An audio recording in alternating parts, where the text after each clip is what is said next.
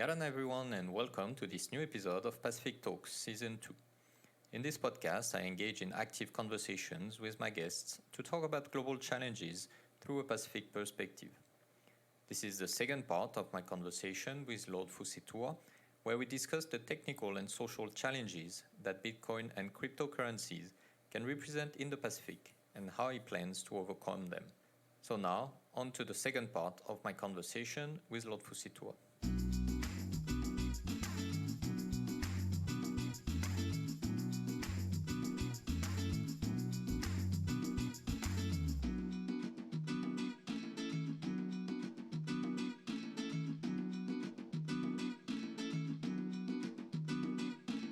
Yeah, eventually it seems to me that this was just like that was a tragedy that happened to Tonga. But when I hear you talking about it, it seems like it's even more justifying what you're trying to achieve through blockchain and kind of reinforcing Exactly. your It's strategy. So can you tell us a little bit more about that? yeah, it's ironic that the year that we're intending to put the bill up to Parliament for legal tender, um, ironically, circumstances showed us that when everything else failed, Bitcoin was the only thing that didn't. Mm, So, yeah, anyone that was into minds about its utility uh, has now seen that it is when all other utility dissipates, the utility of Bitcoin remains because it is it's built to be able to survive an extinction level event. That's mm, why in the block size wars, you don't want the larger blocks because you need a more robust network for that to happen. Uh, the, the Bitcoin that I airdropped into Tonga, I had hoped that they would have thought ahead. Their vision didn't go where mine would have. Had mm, I been in Tonga, as soon as you airdrop the Bitcoin in, then you can turn the whole nation into a mesh network. So mm, all the Wi-Fi routers only connect to each other, not to the internet. All the radio wave and cell phone towers connect to each other and not externally. So you form a big nationwide intranet, and then you can transact in Bitcoin throughout the whole country without requiring any internet access at all.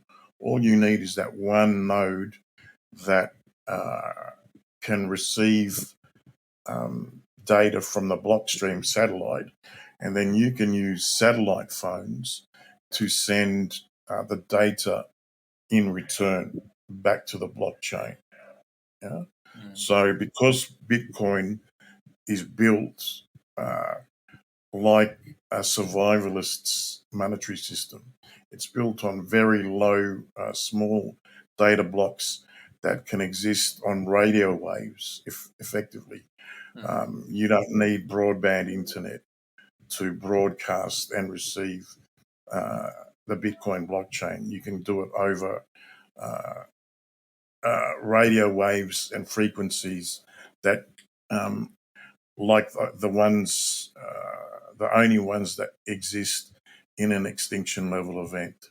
mm, So I think it's ideally built, and the fact that um, it worked when everything else didn't was 100% in its favor. mm, And then the economic collapse, um, which followed, has highlighted that even more. People were waiting to get Western Union remittances from mm, overseas, try and buy food. But with the internet down, both the banks and Western Union have no connection overseas. They're mm, both reliant on the internet. So again, in that aspect, Bitcoin again worked where they failed. So the use cases, the remittances, Tonga is completely dependent on remittances, but the only remittances that could possibly get through are remittances on Bitcoin. mm. So its use case was multiplied even more by the economic collapse. So, yeah, 100%, you're absolutely right. The fact that this disaster occurred made it even more apparent uh, and how useful it is. And not just how useful, um, I've often said this, Bitcoin in a OECD Western capitalist democracy is a consumer investment choice. Mm-hmm. Uh, in a country where you have hyperinflation, like Nigeria or Venezuela, where you need a wheelbarrow of your local currency to buy a loaf of bread, or in a country that's remittance dependent like Tonga, it's not a consumer investment choice, it's a survival choice. Mm. You need it. It's salvation, it's freedom from poverty, Mm. because um, it's not just the fact that the rails work quicker and faster, it's the fact that you get 100%. So if you send $100 on Western Union to Tonga, I'm only going to get 70 because Western Mm. Union's going to eat 30. So that 30 in a country where 150 to $200 is the average weekly wage, that's a difference between my kids going to school with breakfast or without breakfast at Yeah. $30. So if Bitcoin's giving me that extra 30%, then it's got impacts right across the board. It Mm. means my kids can eat breakfast, but it also means, because, as in most um, emerging market economies that have low income tax revenue for governments, governments impose consumer consumption tax on Mm. all goods and services, so that even if you don't pay tax, if you're a poor farmer, you don't drive anywhere, so you don't have a driver's license because you don't have a car. And you don't fly anywhere, so you don't have a passport. That means you can't have a bank account, which Mm. means you don't pay any taxes. But if government puts 15% consumption tax on a fishing net, then you still have to pay tax Mm. because you're buying the fishing net.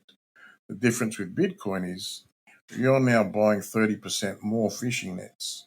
So you're giving government 30% more capital that was not in the economy yesterday. Mm. So government's revenues go up by 30% as well.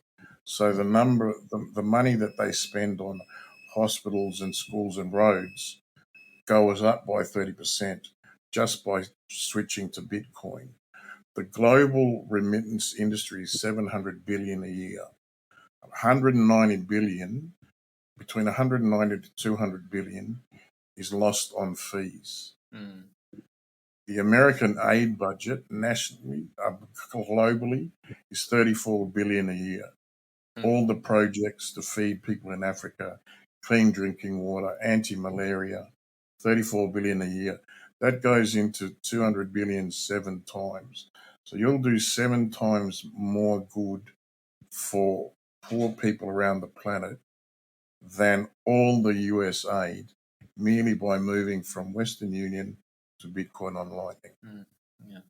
Although there's one I'd say issue that comes with Bitcoin that is always in the conversation. That's the Yeah, energy usage of Bitcoin. It takes a lot of energy to mine Bitcoin. One way that um, you approach the problem is using geothermal energy. And again, that goes back to the recent that's news in right. Tonga, where the volcano eventually is the source of energy. So, do you think that's the way to manage this energy issue that Bitcoin has? And do you, in your plan to develop Bitcoin in Yeah, Tonga, do you envision it just for the population, or do you even plan to become a hub for mining because of this huge source of energy that you have that's a in your great country? question. That's a great question. Firstly, I'm going to uh, slightly challenge the premise in that it's, yeah, without a doubt, Bitcoin mining uses a lot of energy, but all up, it's 15 basis points. Mm. So it's less than, well, it's less than 1%. It's point zero, I think 0.03% of global power usage. So legacy media is owned by legacy finance. So every legacy media outlet is going to tell you that Bitcoin, Ethereum, all cryptocurrencies are going to boil the oceans. You and me live in Polynesia, the hub of where climate change hits worst. So we are not going to downplay anything that really does affect the planet as climate change, because I've been in Kiribati waiting to go to Parliament because high tide came in and the water is at ankle level in the building, so we can't use the building. And we all got to stand on the desks for 6 hours while the tide goes out. So you and me know what climate change looks like. It's not the conversation that my colleagues and I, who go to the UN General Assembly every year, every September in New York, and discuss these with all these global three-letter organizations over coffee in Manhattan. That's not climate change. Climate change is what you and I see on a daily basis. So Bitcoin mining, it's simply not the major cause of this. 15 basis points is less than Christmas lights. So the amount of electricity it takes to keep Siri and Alexa on.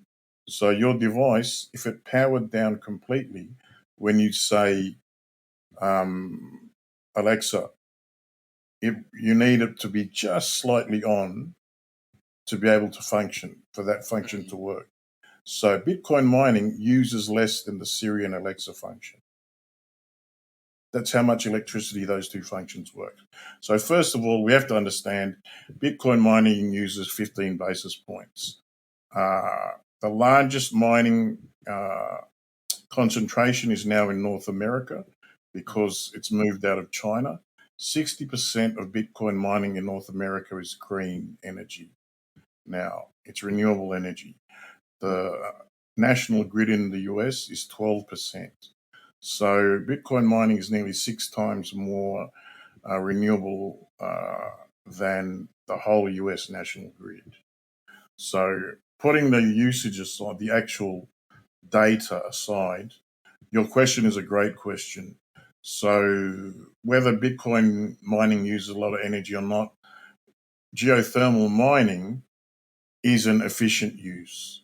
So let's accept the premise Bitcoin mining uses too much energy. Let's just pretend it does.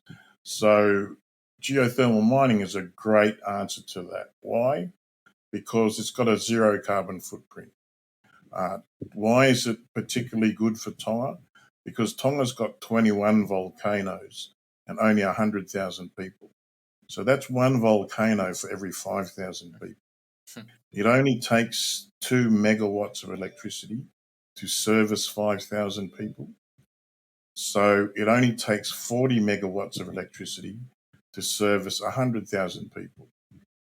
Those 21 volcanoes produce 95 megawatts each. So our volcanoes produce 2,000 megawatts. Tonga only needs 40 megawatts. So we have 1,960 megawatts with nothing to do. So what do? You do Bitcoin mining. So Bitcoin mining at a nation state level will take up not just a nation state level, a nation state level in both national level but local Bitcoin mining as well. So if we have geothermal mines on all the volcanoes, and then we run, you know what a hash hut is, right? An ant mine, an ant box. So basically a 40-foot container full of mining units. If we have one of those for every family in the country, that's only 20,000 units because there's only 20,000 families. That will be able to have national level geothermal mines at all the 21 volcanoes and an ant box or hash hut for every family in the country. that still takes less than 400 megawatts. Mm. On those hash huts, so for a country that earns, where people earn on average $150 to $200 a week, these hash huts produce about 2 to 4,000 USD in Bitcoin a day. So for a family to go from $150 a week to 2 to 4K USD a day, that basically turns Tonga into a little Dubai overnight. Mm. So every family, instead of having an oil well, will have uh, a hash hut, an ant box. Mm. So Bitcoin communities, a strange community. They like seeing, as I'm sure you know, they like seeing underdogs win. Mm. So the Bitcoin community is very supportive of seeing a little poor nation like Tonga succeed. So the tech and the hardware for the geothermal mining, as you see in El Salvador, that's already been donated to Tonga free, gratis, completely Mm. free. The companies that do this have offered it to me to set it up, put the hardware in, um, do all the necessary infrastructural changes, run it and maintain it gratis. And the builders of the ant boxes have offered gratis the 20,000 units. 20,000 units is nothing to them for Mm. every family in the country. So Tonga can turn itself into an entirely Bitcoin propelled nation for free, Mm. uh, practically overnight. It's in real terms, it's not going to be up and running till about third quarter next year, beginning with the legal tender bill in September, October. But for that to occur at all uh, is mind blowing. So 400 megawatts, 440, that still leaves us about 1,500 megawatts. So what we're going to do is those hash huts, we're going to have either 2 hash huts per family, or we're going to have half the hash hut to be miners and the other half to be data centers. Mm. Yeah, to be server storage.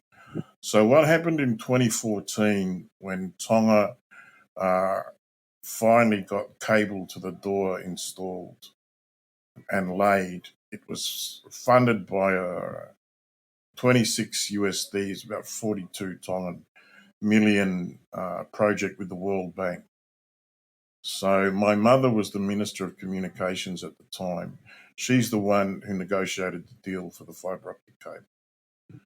So because she's cheap and wouldn't pay for their own ministry lawyer, and she's got a lawyer for a son that she can get for free, she made me do the legal negotiations.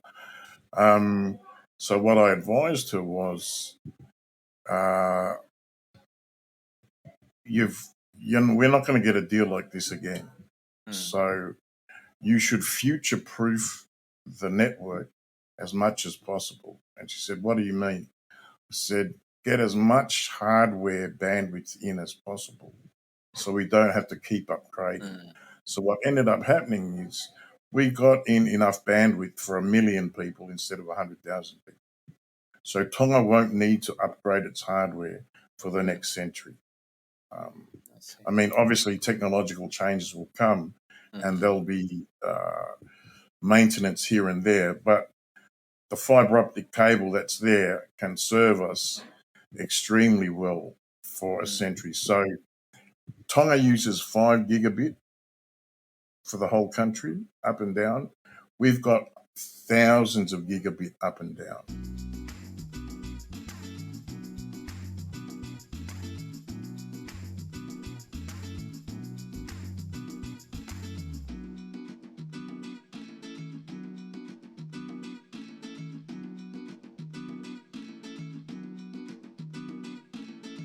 That's solving the technical issue, I would say. Now there's Another element that I would like to have your views on, and especially because, as you say, you're politics, but there's also the social element of Bitcoin. And we've seen again yesterday Warren Buffett slashing Bitcoin, and we hear many critics about Bitcoin. So, how do you make That's sure? right. And you talked about the role of families in all this strategy. So, how do you make sure that the population is on board, and how do you inform them clearly for them to understand what's going to happen?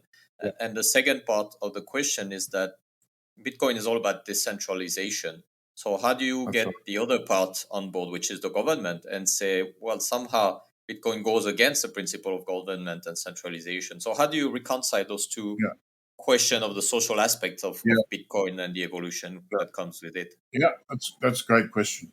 So I'll just quickly finish the data bit so you'll Sure, understand sorry. where it goes. So um, we've got thousands of megawatts free still of the electricity from the geothermal uh, wells and thousands of gigabit free. So, and we ended up not paying for the cable at all. Uh, the World Bank ended up saying, you're not going to get the loan. Tonga can't service the debt. So I insisted, I told her, keep asking them why we can't get the loan. And she didn't understand why, but she kept doing it. And eventually we got the lady from the World Bank to say, because you're too poor, you can't service the debt. So as soon as we have that on the record, then I told her, we've got the cable. And she said, what do you mean? I said, because in the World Bank's charter, there's a thing called an LDN. It's the least developed nation. So if you are an LDN, they have to give you the money. You don't have to borrow it anymore. It's a grant now. They have to give it to you Mm, according to their rules.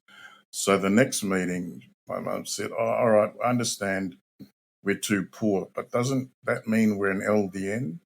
And as soon as she said that, the woman's mind clicked. So mm, she saw exactly what we'd been pushing from the beginning, and she went, Jesus Christ, all right, yeah, we'll organise the check to get the money across mm, the wire. So we got it all for free. So what happens is AWS's Southern Hemisphere headquarters are in Sydney. mhm, They have their server farms in New South Wales and Victoria.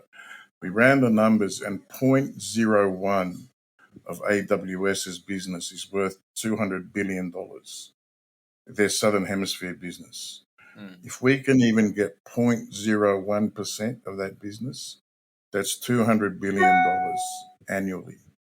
So Tonga's GDP is 500 million.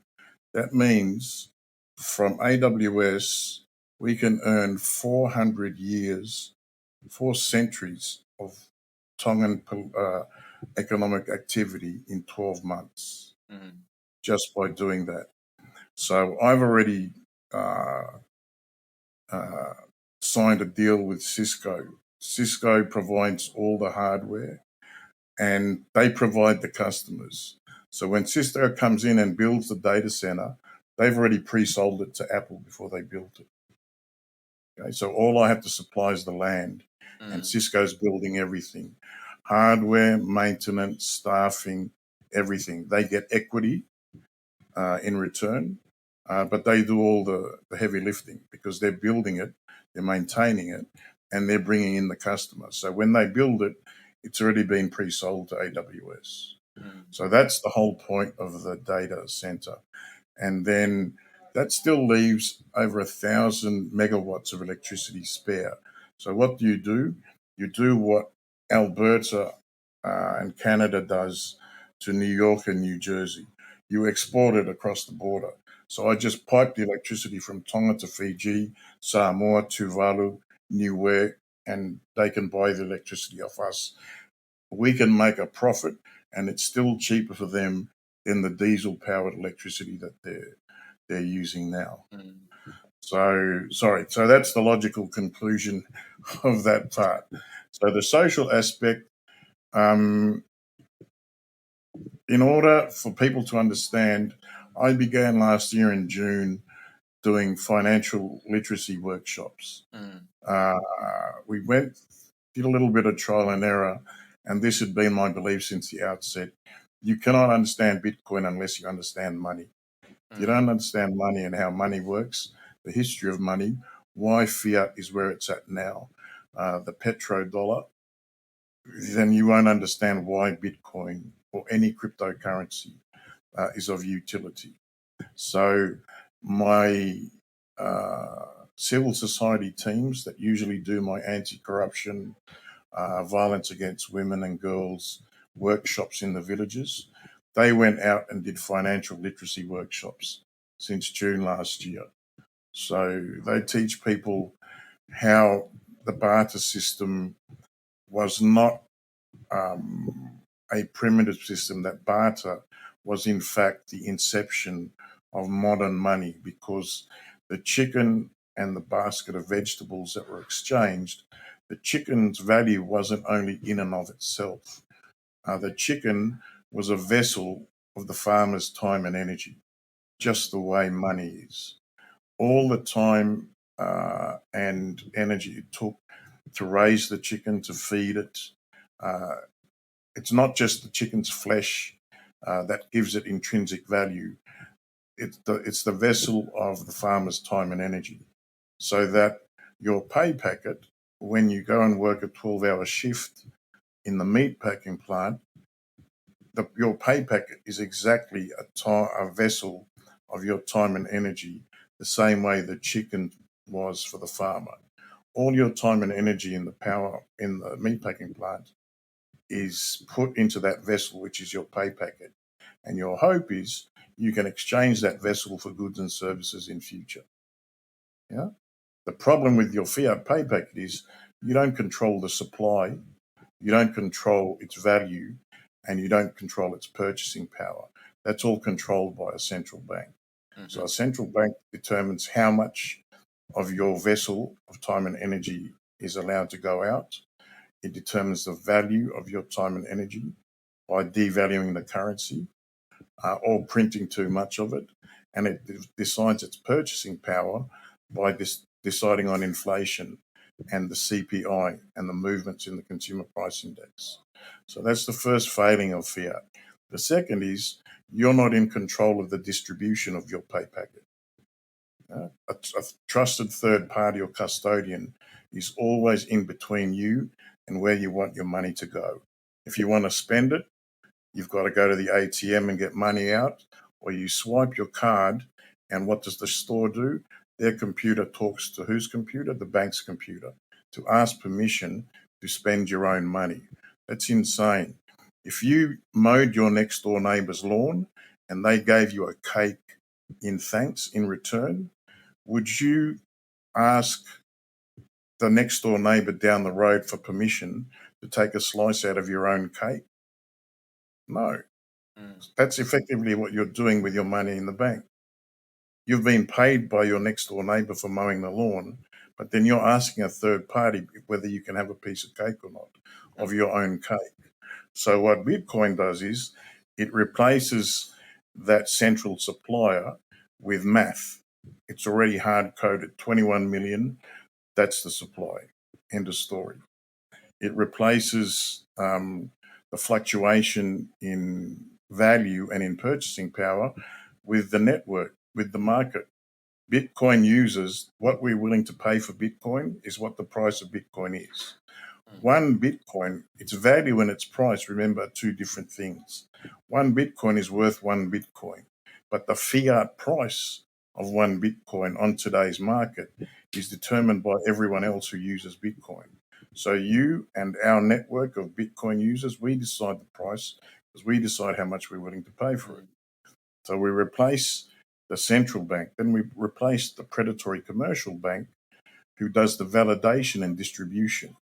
Instead of using central commercial bank computers to validate our transactions, they validate the $5 trillion we spend each day just by hosting the computers that we do those transactions on.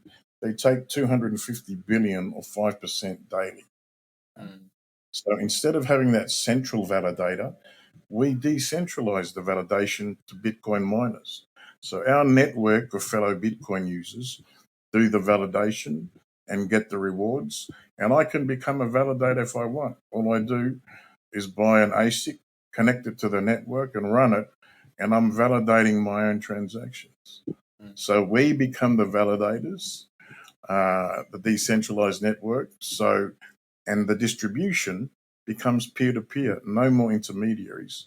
So there's no trusted third party and no custodian. So when we teach people that, then they understand that if you have a telephone, a mobile phone with an internet connection in your pocket, you have a central bank and a commercial bank in your pocket. Mm. Right? So once you understand the money basics, then we go, okay, wallet of Satoshi, Moon wallet, non-custodial, so anyone can, non-KYC, so anyone can download it. So you don't need an ID like you would to open a bank account. You just download Moon, Wallet of Satoshi off the App Store.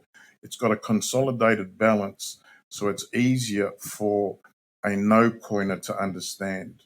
When you see 20,000 sats on the phone, that looks a lot better to your brain than 0.00002 Bitcoin. That's hard for a no coiner to get their brain around.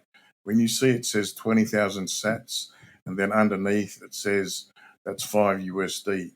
The consolidated balance of those two particular apps make orange pilling no coiners or new coiners much easier. So the combination of the workshops in the villages for financial literacy, which teaches them what I've just told you over the last 10 minutes, plus those two apps, that's how we address the social aspect of the general population understanding Bitcoin.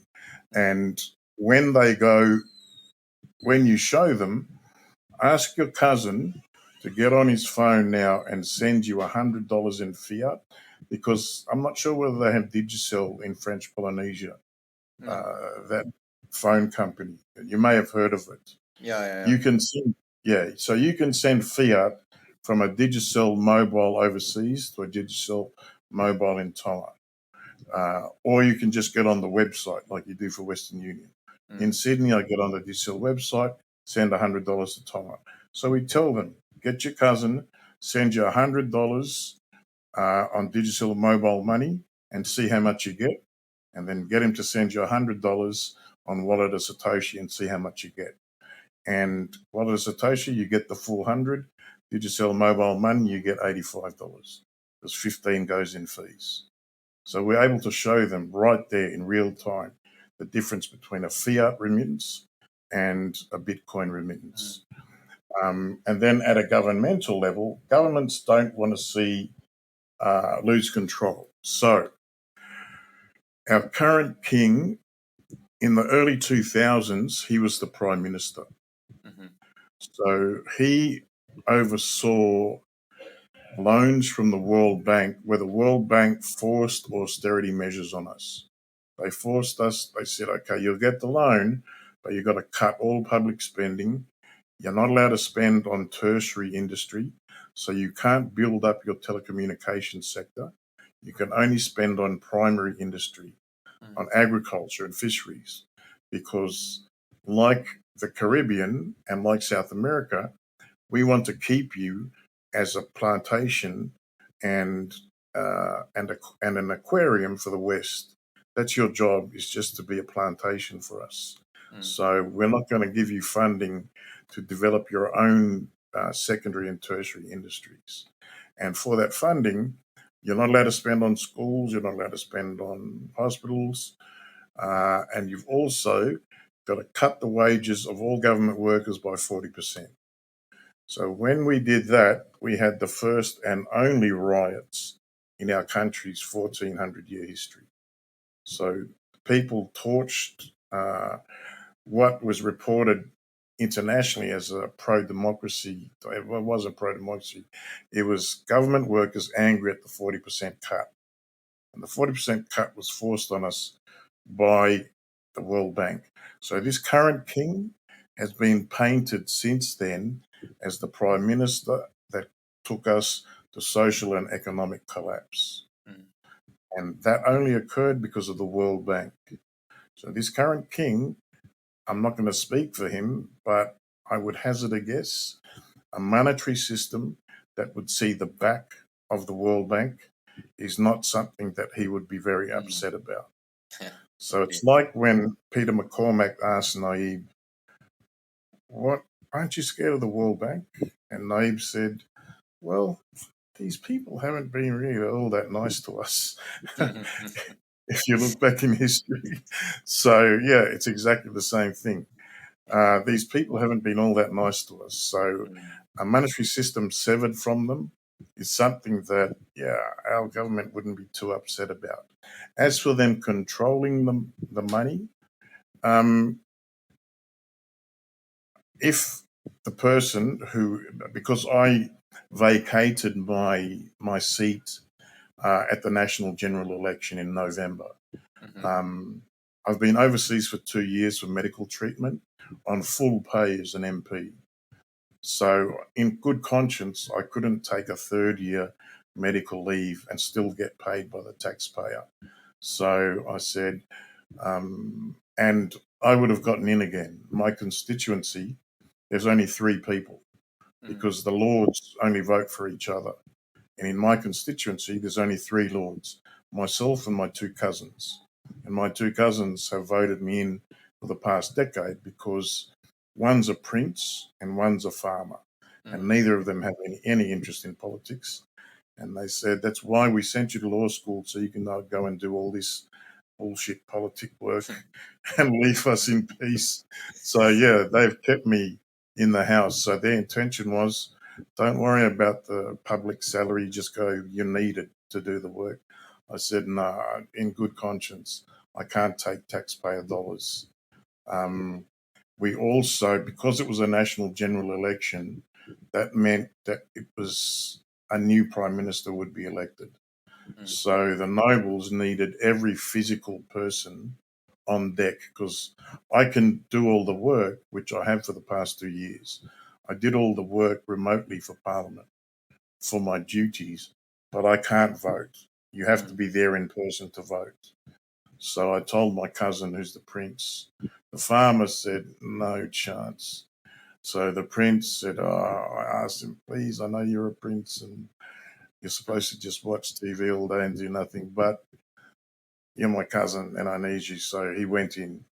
So I vacated my seat in November, but my cousin is just there in body. All the legislative program is mine. All the decisions as to which way he's going to vote, I will give him what to vote yes on, what to vote no on. So he will present the bill on my behalf in October. So that goes up to the House. Then our parliamentary sessions are simulcast internationally to our diaspora. We've got 100,000 Tongans in Tonga and 340,000 overseas. So there's nearly 4 times more Tongans overseas.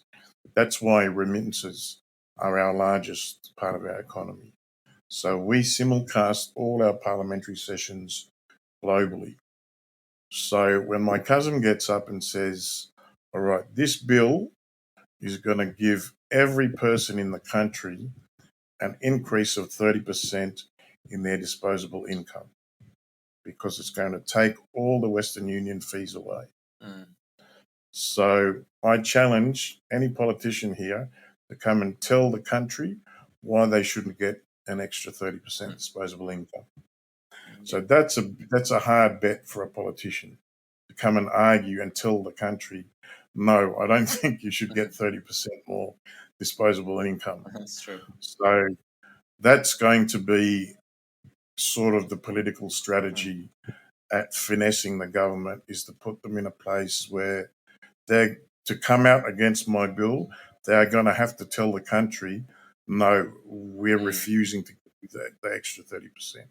That's the only way you can cut my bill down, is to tell the not just the country, but the other 300,000 plus Tongans around the world, we're going to keep making you pay 30% to Western Union.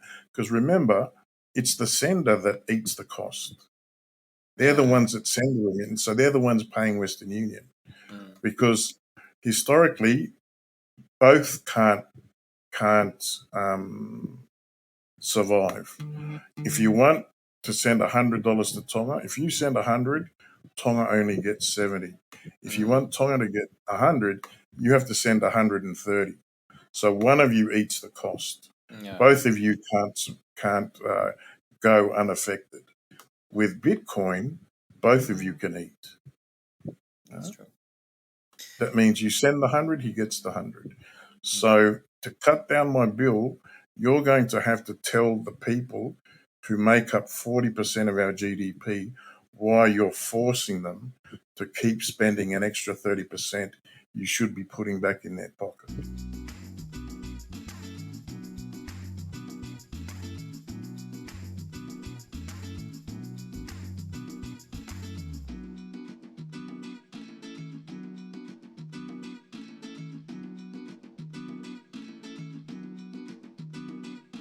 As a reminder, this episode was the second part of a 3 parts total episode, so stay tuned for the final part coming up in the coming weeks to continue to explore with us the challenges and benefits of Bitcoin and blockchain in the Pacific.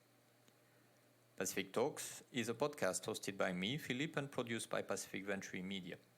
If you enjoyed this conversation, feel free to subscribe in any podcast platform of your choice. You can also share it on your social medias or with your friends, family, or colleagues. And if you listen to it on a podcast platform, feel free to leave us a review. This is very important to us as it helps us to reach to more people. If you want to share your thoughts and ideas following this conversation, you can reach out to us directly by email, contact@pacificventure.com, or on all our social platforms. Until next time, with another guest, another discussion on the challenges of the Pacific. Take care and see you soon.